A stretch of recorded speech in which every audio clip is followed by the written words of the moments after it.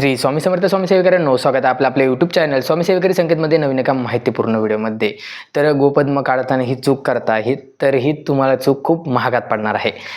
बघूया आपण आजच्या व्हिडिओमध्ये गोपद्माचे महत्त्व. 33 कोटी देव जिच्या पोटामध्ये सामावलेले आहे, जिच्या शरीरामध्ये सामावलेले आहे, ती गोमाता आहे.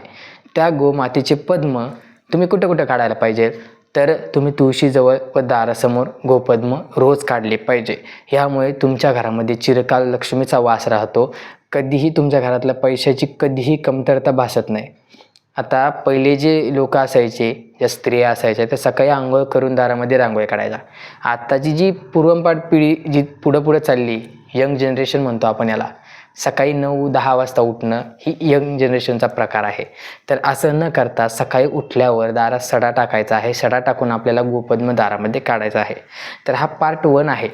असे आपले एक 4-5 पार्ट येणार आहेत रांगोळीचे, आणि रांगोळीचे महत्त्व त्या पार्टमध्ये मी तुम्हाला समजून सांगणार आहे. तर हे झालं गोपद्माचं महत्त्व.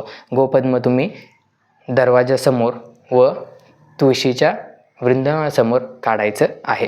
व्हिडिओ आवडला असेल तर व्हिडिओला लाईक करायला विसरू नका. भेटूया आपण उद्या एका माहितीपूर्ण व्हिडिओमध्ये. श्री स्वामी समर्थ.